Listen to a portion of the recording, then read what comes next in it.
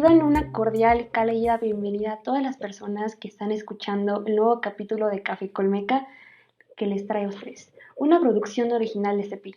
Mi nombre es Jocelyn Rocha, estudiante de la carrera de Política y Administración Pública, y el día de hoy seré la entrevistadora en este podcast. Nos acompaña la doctora Soledad Loaiza Tobar. Nos alegramos contar con su presencia. Le damos la bienvenida. ¿Cómo se encuentra usted? Muy bien, muchas gracias. Buenas tardes. Buenas tardes. Seguramente muchas y muchos conocen la trayectoria de la doctora, pero creo que es una buena idea comentar brevemente su recorrido. Soledad Loaesa es licenciada en Relaciones Internacionales por parte de El Colegio. Estudió una especialidad en la Universidad de Múnich, en Alemania, además de un doctorado en Ciencia Política en Francia. Investigadora emérita del Sistema Nacional de Investigadores. Por último, algunas de sus líneas de investigación son presidencialismo mexicano del siglo XX, relaciones entre el contexto internacional y el sistema político mexicano, la Guerra Fría en México y el PAN. La presentación se dividirá en dos partes. Empezaremos con las preguntas vocacionales y seguiremos con un bloque de preguntas sobre la coyuntura política. Soledad Loaiza, ¿por qué decide estudiar la licenciatura en Relaciones Internacionales? Bueno, cuando sale uno de la preparatoria no tiene una idea muy clara de qué es lo que quiere hacer. A mí siempre me gustó mucho la historia, pero también tenía yo curiosidad, por ejemplo, por estudiar psicología o incluso literatura. Sin embargo, yo también crecí en un medio muy en el que el mundo exterior estuvo muy presente. Mi padre fue diplomático toda su carrera y escuchaba yo muchas cosas, muchas conversaciones a propósito de culturas en otros países, a propósito de otros idiomas. Entonces, estaba yo muy abierta a la idea de viajar, de salir de México y de conocer otros países, otras historias. Y eso fue lo que encontré en la carrera.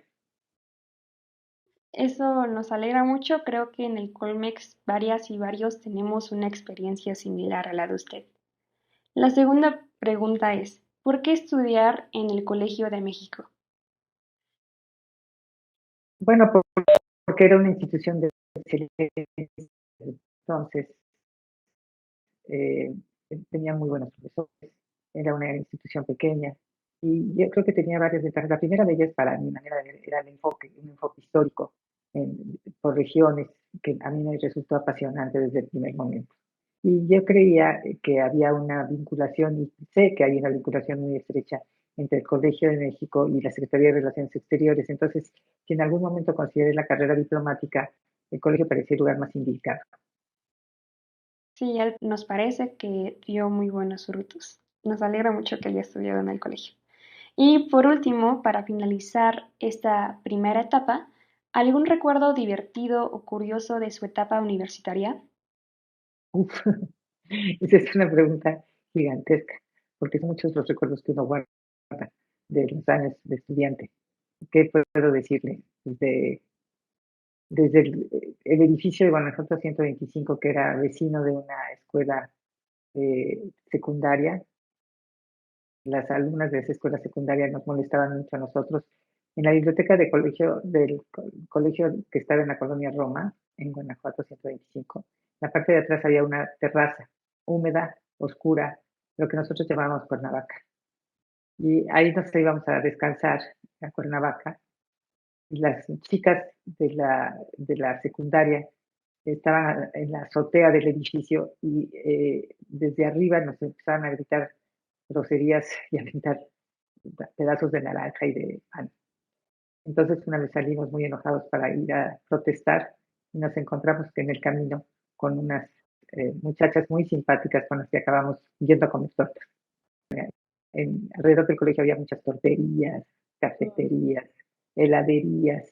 Entonces era muy simpático salir a pasear, salir a comer, salir a tomar el café, aunque también nos gustaba el café. Pero no puedo decir que nos gustara el café del Colegio de México, que se servía en el cuarto piso, porque se preparaba en un gran perol, no había cafetera Sí. y hacía el café. Era todavía muy familiar el colegio en ese momento, era una institución muy pequeña, nos conocíamos prácticamente todos, tanto los estudiantes como los profesores. Y era una relación bastante cercana, yo diría. Me alegro mucho. Bueno, tengo que comentarle que en el colegio no nos sigue gustando mucho el café, pero, pero los demás sí. En este momento iniciaremos las preguntas, sobre la coyuntura política actual. Recuperando un poco la entrevista que usted dio a Tragaluz, en ella comenta que se considera pesimista ante la situación política más reciente. Me gustaría hacerle dos preguntas relacionadas con su comentario. La primera de ellas es, ¿tiene todavía ese sentir? Bueno, a mí lo que me preocupa es la incertidumbre en la que estamos. Todos los días nos despertamos con una sorpresa por parte del presidente de la República y no sabemos bien a dónde va, cuál es el camino que está considerando. Tampoco sabemos en qué momento, o no nada más desconocemos la dirección, sino que desconocemos el ritmo del cambio que se está proponiendo. A veces da la sensación de que es una improvisación permanente y que son ideas que de repente se le ocurren y que aplica sin previa planificación. Pero lo que más me preocupa es la incapacidad de los partidos de oposición para ofrecer una alternativa en un momento en que el partido Morena, que no es un partido, es un movimiento, en un momento en que Morena está haciendo todo por construir una nueva hegemonía partidista. Esto significaría que la transición democrática fracasó y que vamos de regreso a una situación en la que no hay alternativa y no solo eso, una situación autoritaria en la que está centralizándose el poder, que se están centralizando los recursos políticos y económicos y no hay manera de asegurar una mejor distribución de esos recursos.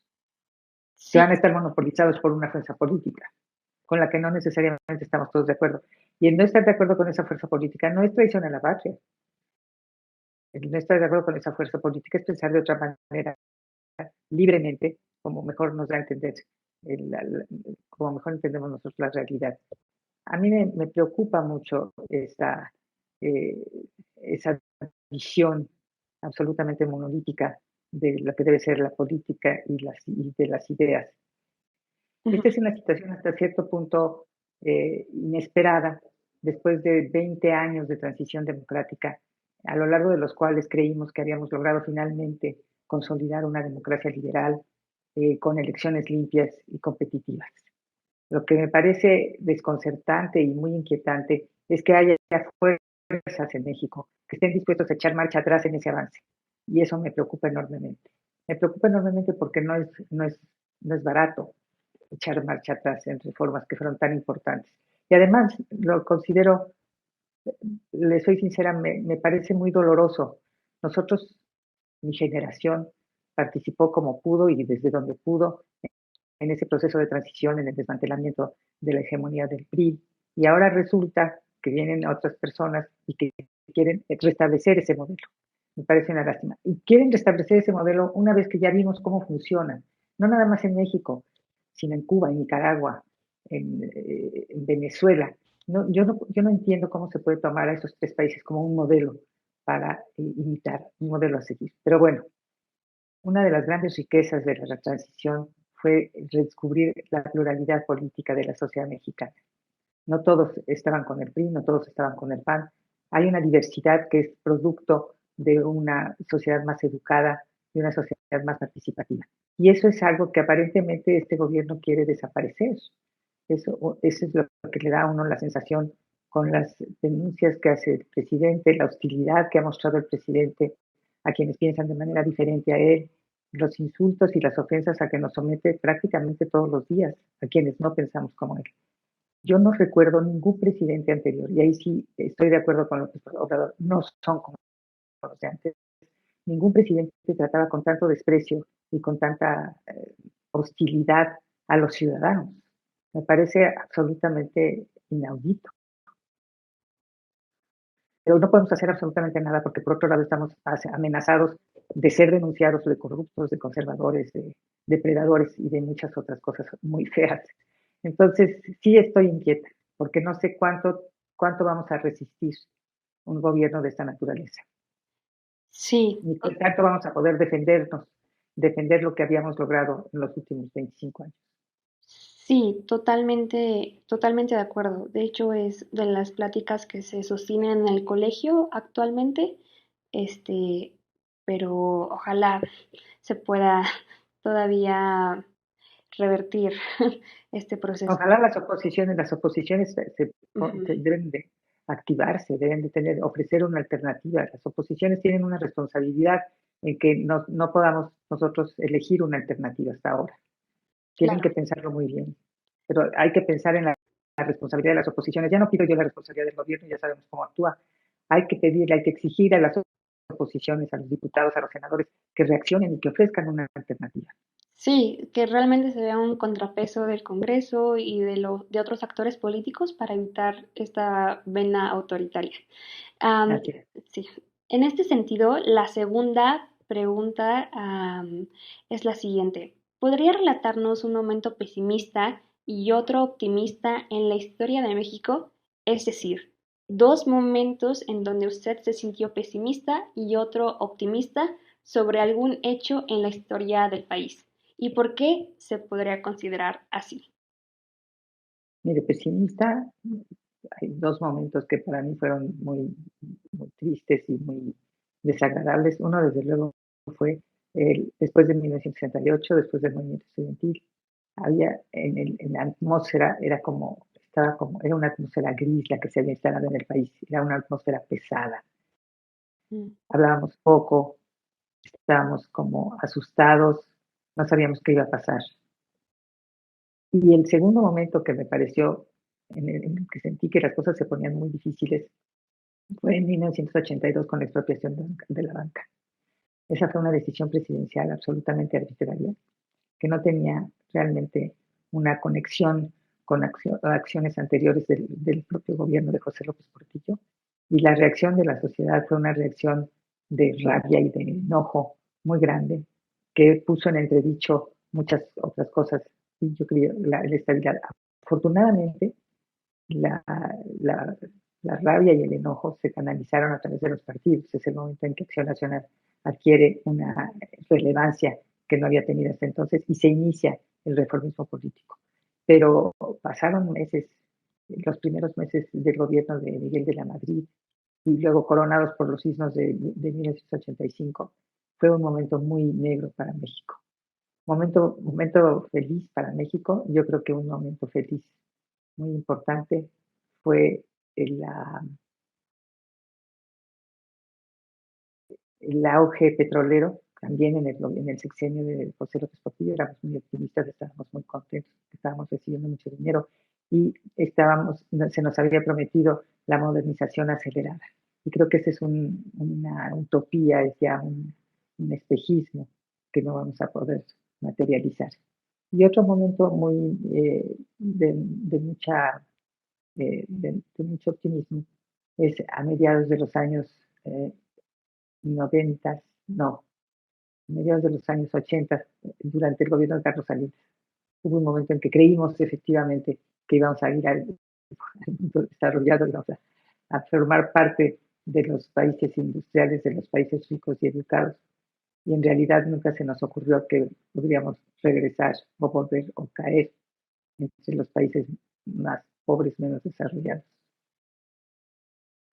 Sí, totalmente coincido con usted. De hecho, es de lo que hablan muchas familias mexicanas, incluyendo la mía, como después con Salinas, después del levantamiento del ejército zapatista y de la muerte, bueno, más bien asesinato de Colosio, las esperanzas se fueron al piso y es muy curioso como un recurso, este combustible, en este caso el petróleo, pudo ser la causa de mucha felicidad y después este mismo, esta misma cosa, No, sí, nos totalmente enriqueció sucedió y lo nos arruinó. contrario.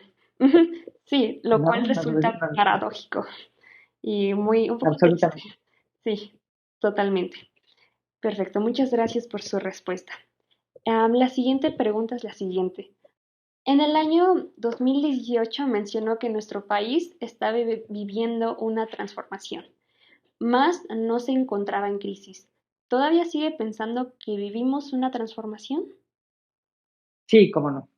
Una transformación que no es necesariamente, no tiene que ver necesariamente con el gobierno, tiene que ver con el mundo entero.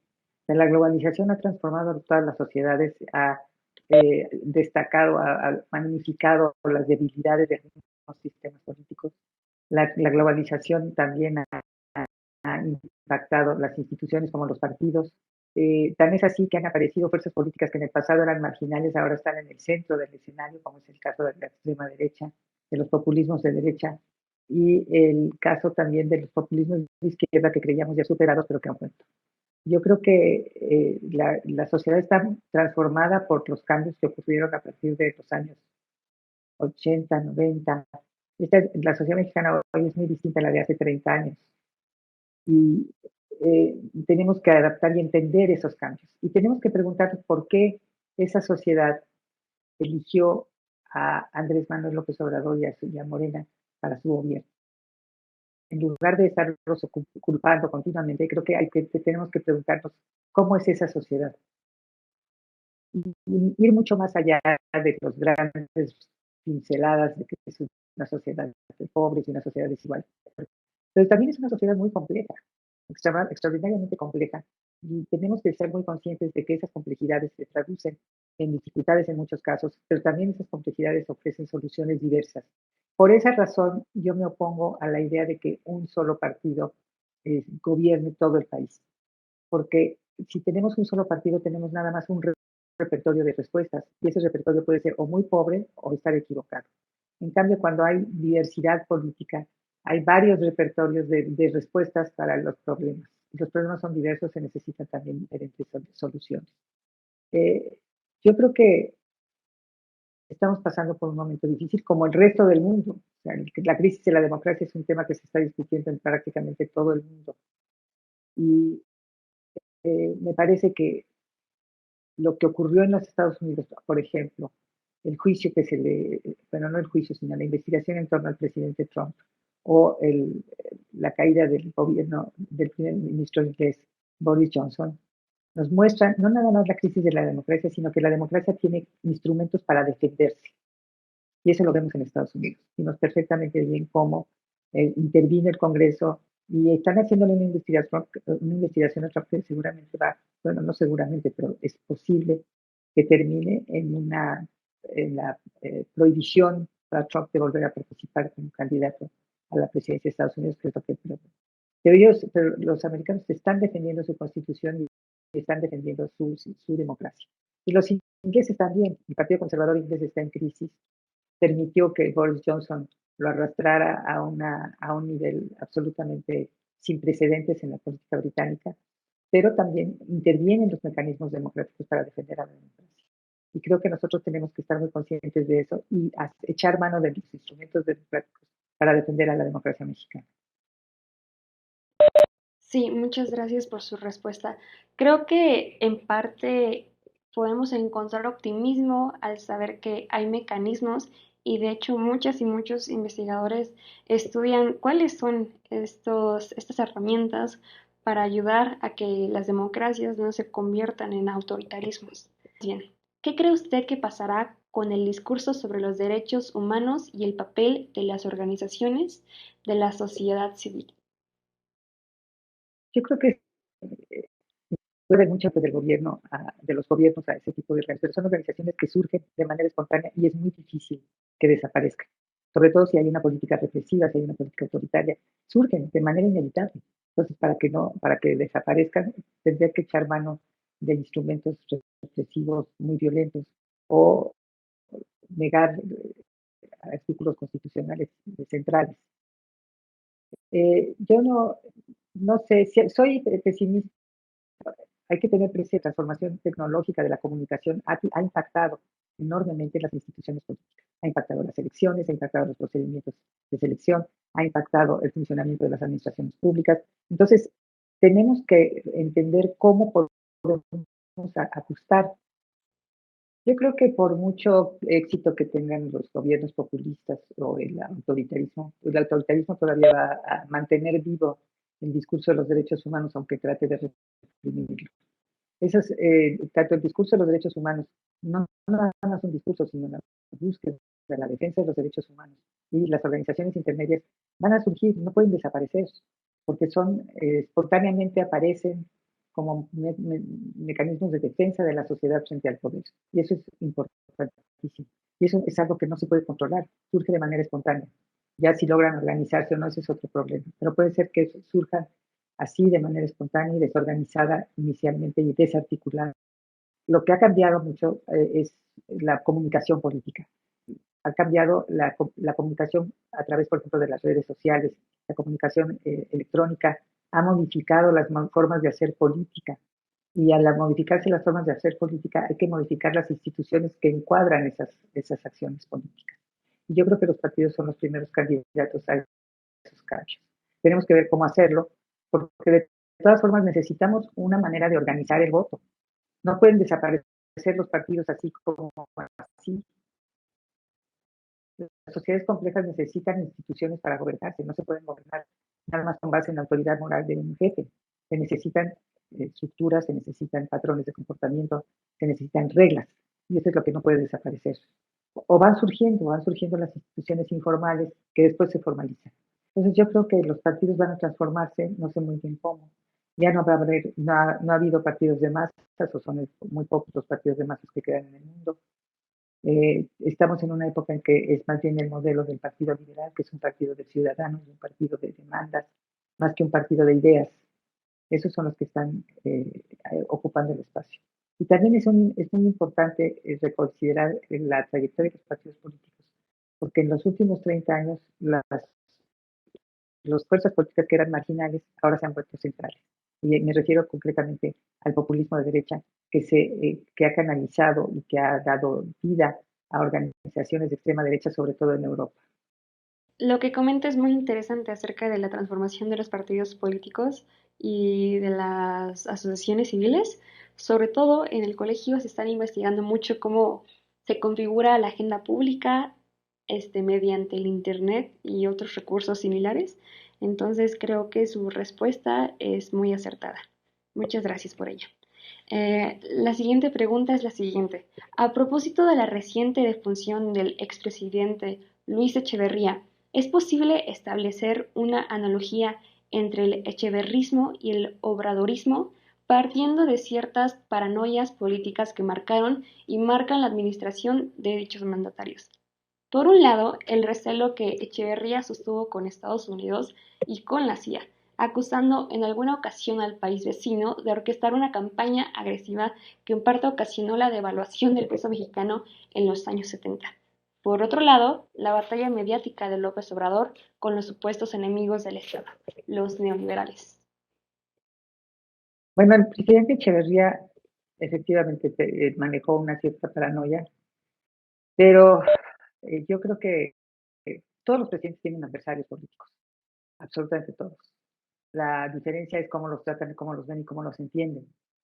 Yo creo que Echeverría tenía una idea muy clara de qué era hasta dónde podía llegar con Estados Unidos antes de provocar un enfrentamiento que le hubiera salido muy costoso. De la misma manera que ejerció el poder en forma tan autoritaria y tan feroz en lo que se refiere a los grupos guerrilleros, fue muy flexible y negociador con los Estados Unidos. Puede ser que haya denunciado públicamente a Estados Unidos, pero si nosotros vamos y consultamos los archivos, por ejemplo, del Departamento de Estado, nos encontramos con que el presidente Echeverría tenía una relación muy amigable con el presidente Nixon. Y le propuso incluso al presidente Nixon en una conversación privada que le dijo, permítame atender yo el asunto del tercer mundo, porque si no lo hago yo, lo van a hacer los chilenos o los cubanos. Entonces, es mejor que lo haga yo. Había este doble discurso que se está repitiendo ahora. Ahora nos dicen que defienden mucho la soberanía y sin embargo nosotros sabemos porque la prensa lo narra, porque los propios actores lo describen. Sabemos que el gobierno mexicano se acerca al gobierno de Estados Unidos y cede en absolutamente todo lo que el gobierno, pero cede incluso sin pedir nada a cambio.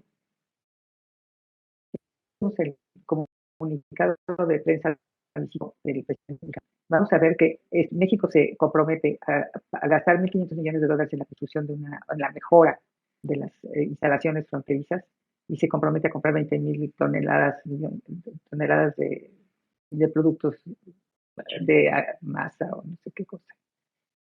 Y Estados Unidos no se compromete a nada. En todo caso, lo que hizo el presidente Biden fue referirse a algunos de los temas que le planteó el presidente mexicano desde su propio programa de gobierno, pero de ninguna manera particular, dirigido en particular a México. Entonces ahí sí me parece que fue una reunión muy poco donde no hubo reciprocidad.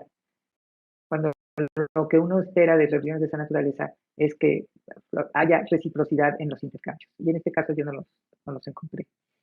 El gobierno mexicano hoy mantiene el doble discurso como lo hizo en el pasado, todos los presidentes lo han mantenido. Pero ahora yo tengo la impresión de que el presidente ha querido jugar con ese doble discurso de otra manera y llegar a Estados Unidos tratando de imponer la aceptación de su doble discurso que en México funciona, pero en Estados Unidos no funciona. O sea, los presidentes mexicanos en el pasado tenían el doble discurso en México, pero no en Estados Unidos. Y por otro lado, el presidente cuando tomó el poder en el 2018, cuando subió al poder, dijo, la mejor política exterior es la política interna. Pues ahora parece que la mejor política interna es la política exterior. Esa es la conclusión a la que yo llegué después de la visita a Washington, a donde en realidad fue una reunión donde los puntos importantes los planteó el presidente ante mexicanos y no precisamente ante el gobierno de Estados Unidos. Fue una visita, yo creo, mal preparada. Sigamos con la última pregunta. ¿Se siente una desazón al enterarse por las noticias, las declaraciones oficiales, la propaganda política, etcétera, que Morena se presenta como un partido de izquierda, cuando la historia reciente nos ha demostrado lo contrario? Tenemos enfrente a un partido de derecha. Algunos aseguran que se trata de una derecha populista y reaccionaria, pero de derecha al fin y al cabo. ¿Qué representa para nuestra democracia que los partidos políticos, en especial los que han ganado mucho poder en los años recientes, puedan autodeterminarse de cierta manera, pero ser totalmente incongruente en sus acciones, ampararse en etiquetas que no representan la realidad? ¿Se trata de un fenómeno exclusivo de México o acaso es mundial? Yo creo que sí es un fenómeno bastante mexicano. Llamar a las cosas de otra manera, quitarle su nombre y de alguna manera distorsionar, eh, eh, eh, no quiero decir engañar, quisiera yo decir algo así como deformar el significado de una palabra con tal de disfrazarla, la realidad. Hay un cuento de un escritor suizo que se llama Friedrich Dürrenmatt, acerca de un niño que un día se despierta y dice, ¿y por qué la silla se llama silla? Yo quiero empezar a llamarla cuchara. ¿Y por qué el vestido se llama vestido? A mí me gustaría llamarlo mesa. Y entonces va cambiando las palabras y lo que ocurre al final del cuento es que ha alterado absolutamente el orden de las cosas en el mundo, en su mundo. Entonces el tergiversar el significado de las palabras tiene un costo y sí tiene un costo real. Para las personas, para los jóvenes, por ejemplo, las posiciones de Morena son presentadas como posiciones de izquierda, pero como usted dice, son posiciones muchas de ellas que no tienen nada que ver con la izquierda. Por ejemplo, yo me pregunto, aquellos compañeros, aquellas personas que trabajan en Morena, que vienen de una tradición de izquierda, ¿qué piensan de la militarización del país? ¿Qué piensan, por ejemplo, del lugar eh, del lugar de la poca importancia que se le atribuye a la educación y a la cultura? ¿Qué piensan esas personas que vienen de la izquierda o que tienen una trayectoria de izquierda? ¿Qué piensan de la importancia que han tomado las iglesias? Y yo me pregunto, los que tienen una trayectoria en la izquierda mexicana, ¿qué piensan de las decisiones del presidente? ¿Qué piensan de un presidente que viola sistemáticamente la Constitución? ¿Qué piensan de un presidente que viola las reglas, por ejemplo, las reglas electorales que muchas de ellas fueron elaboradas e impuestas por su propio partido. ¿Qué pasaría si en lugar de ser Andrés Manuel López Obrador de Morena fuera un priista el que tomara las decisiones que él ha tomado en relación con los procesos electorales recientes? ¿Qué piensa la izquierda de la pertinencia o de la permanencia del dedazo, como lo hemos estado viviendo todos los días? Yo me hago todas esas preguntas y a mí nunca nadie me contesta. Sí, justamente creo que es pertinente su respuesta porque ahora que toca el tema de la militarización, en El Salvador el presidente Bukele lanzó un video en Instagram, la aplicación, sobre lo increíble que era estar en el ejército. Entonces le daban un discurso a muchos temas sobre militarizar el país para de alguna manera legitimizar este tipo de actos. Entonces, muchas veces se puede presentar mediáticamente como algo positivo o como algo con tintes de izquierda, cuando detrás realmente está pues la derecha reaccionaria. Y entonces, como comenta, todo este tipo de cosas y cómo se presentan en la realidad importa bastante. Entonces, sí creo que es un tema muy importante justo en estos días en nuestra democracia, que espero que no esté en crisis. Pues no lo está pasando muy bien, que digamos, nuestra democracia. Sí, pero bueno, espero que se pueda revertir o pase algo. Pero bueno, Que no eso es sea por... esperamos que no sea una democracia mutilada. Sí, sí, creo que es esta frase con la que podemos cerrar el programa, más bien esta sección de preguntas. Esperemos que México no tenga una democracia mutilada. Es una frase que creo que es muy fuerte, pero creo que es muy necesaria y despierta mucho la atención, ¿no? Como para hacer algo al respecto. Bueno, Soledad Loaiza, profesora investigadora emérita del Colegio de México. Ha sido un tremendo placer recibirla en Café Colmeca. Muchas gracias, ha sido un tremendo placer estar con ustedes en Café con Meca. Un agradecimiento a todas y a todos los que conforman Café Colmeca, a CPI y al colegio, quienes hacen posible este programa. Hemos llegado al final de esta emisión. Nos escuchamos pronto.